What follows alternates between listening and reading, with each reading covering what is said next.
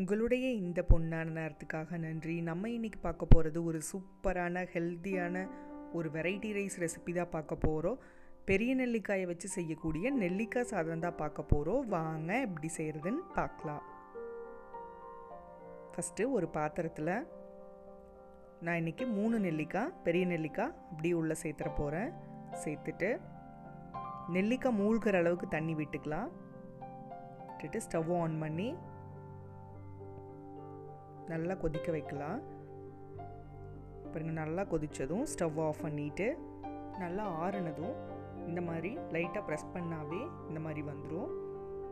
இதிலிருந்து நம்ம விதையை எடுத்துட்டு நம்ம நார்மலாக புளி கரைக்கிற மாதிரி இதை கரைச்சி எடுத்துக்கலாம். இந்த விதையை தூக்கி போட்டுடலாம்.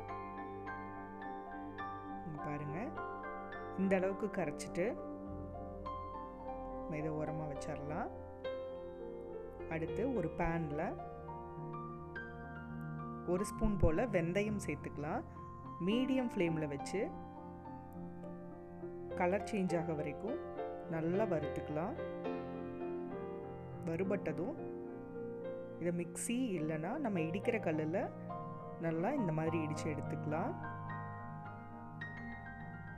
அடுத்து இதே பேனில் கொஞ்சமாக எண்ணெயை சூடு பண்ணிக்கலாம். எண்ணெய் சூடானதும் கடுகு சேர்த்துக்கலாம். கடுகு வெடிச்சதும் 1/2 ஸ்பூன் கருப்பு உளுந்து, அடுத்து 1 ஸ்பூன் கடலைப்பருப்பு சேர்த்து எல்லாத்தையும் கலர் சேஞ்ச் ஆக வரைக்கும் வறுத்துட்டு ஒரு பெரிய சைஸ் பெரிய வெங்காயம் பொடியாக கட் பண்ணினது, 1 கொத்து கருவேப்பிலை, 4 பல் பூண்டு தோல் நீக்கிட்டு அதை நல்லா தட்டி சேர்த்துக்கலாம். காரத்துக்கு தகுந்த மாதிரி வரமிளகாய் சேர்த்துட்டு இது எல்லாத்தையும் நல்லா வதக்கிக்கலாம். பாருங்க, வெங்காயம் இந்த அளவுக்கு கலர் சேஞ்ச் ஆக வரைக்கும் வதக்கிட்டு நம்ம கரைச்சி வச்சிருக்கிற இந்த நெல்லிக்காய் கரைசலை உள்ளே சேர்த்துக்கலாம். சேர்த்துட்டு கொஞ்சமாக பெருங்காயத்தூள்,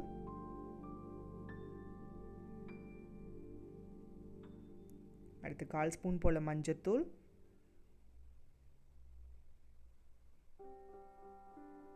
தேவையான அளவு உப்பு,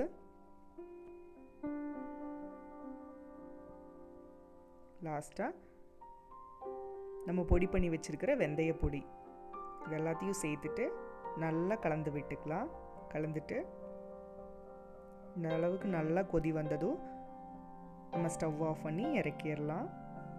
அடுத்து நம்ம நார்மல் சாப்பாட்டு அரிசியில் செஞ்ச சாதம் ஒரு அகலமான பாத்திரத்தில் கொட்டி லைட்டாக ஆற வச்சுக்கலாம். ஆறுனதும் நம்ம வதக்கி வச்சுருக்கிறத கொஞ்சம் கொஞ்சமாக உள்ளே சேர்த்துக்கலாம். லாஸ்ட்டாக வறுத்த வேர்க்கடலை கொஞ்சமாக சேர்த்துக்கலாம். சேர்த்துட்டு இது நல்லா கலந்து விட்டுக்கலாம்.